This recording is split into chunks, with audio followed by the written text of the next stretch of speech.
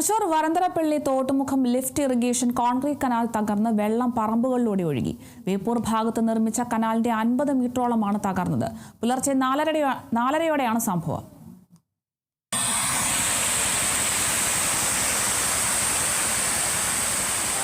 കുറുമാലിപ്പുഴയിൽ നിന്ന് പമ്പ് ചെയ്യുന്ന വെള്ളം പീച്ചി ഇടതുകര കനാലിലേക്ക് എത്തിക്കുന്ന കോൺക്രീറ്റ് കനാലാണ് തകർന്നത്. കനാലിന്റെ ഒരു വശത്തെ ഭിത്തി തകർന്ന് വെള്ളം സ്വകാര്യ വ്യക്തികളുടെ പറമ്പുകളിലൂടെ കുതിച്ചെത്തുകയായിരുന്നു. വേപ്പൂർ കാമ്പുഴ സജീവന്റെ വീട്ടുമുറ്റത്തേക്കും വെള്ളം ശക്തിയായി ഒഴുകിയെത്തി. ടാപ്പിംഗ് ചെയ്തുകൊണ്ടിരുന്ന വരന്തപ്പള്ളി സ്വദേശി ശാരംഗധരനാണ് കനാൽ തകർന്നത് കണ്ടത്. ഇവരുടെ പറമ്പിലൂടെ പോകുന്ന കനാൽ തകർന്ന് വലിയ ശബ്ദത്തോടെ വെള്ളം കുതിച്ചെത്തുന്നത് കണ്ട ശാരംഗധരൻ ഓടി മാറുകയായിരുന്നു.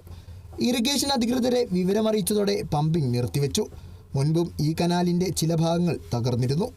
നിർമ്മാണത്തിലെ അപാകതയാണ് കനാൽ തകരാൻ കാരണമെന്നാണ് ആക്ഷേപം. ഇന്ന് പുലർച്ചെയാണ് ഇവിടെ ഒരു കനാല് പെട്ടെന്ന് പൊട്ടലും ആള് റബ്ബർ വെട്ടിക്കൊണ്ടിരിക്കുമ്പോഴാണ് ഈ സംഭവം ഉണ്ടായത്.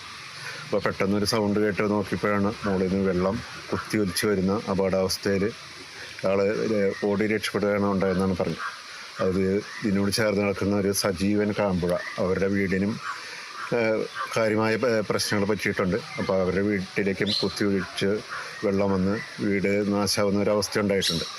എന്തായാലും ഇതിൽ നിർമ്മാണത്തിലുള്ള അപാകതയാണ് ഇതിൻ്റെ പ്രശ്നങ്ങൾ. അപ്പോൾ കമ്പില്ലാതെ ഒക്കെയാണ് ഇവിടെ വാർത്തിട്ടത്. അപ്പോൾ അതിൻ്റെ പാർശ്വഭിത്തി സംരക്ഷണമൊക്കെ വേണ്ട രൂപേണ നടക്കാത്ത പ്രശ്നങ്ങളൊക്കെയാണ് ഇതിലെ നിർമ്മാണത്തിലെ അപാകത. ഇത് പരിഹരിച്ചില്ലെങ്കിൽ വീണ്ടും ഇതുപോലെയുള്ള പ്രശ്നങ്ങൾ ഉണ്ടാവും. സ്വകാര്യ വ്യക്തികളുടെ പറമ്പുകളിലൂടെ നിർമ്മിച്ച 3 കിലോമീറ്ററോളം നീളമുള്ള കനാലിൻ്റെ പല ഭാഗങ്ങളും അപകട ഭീഷണിയിലാണ്.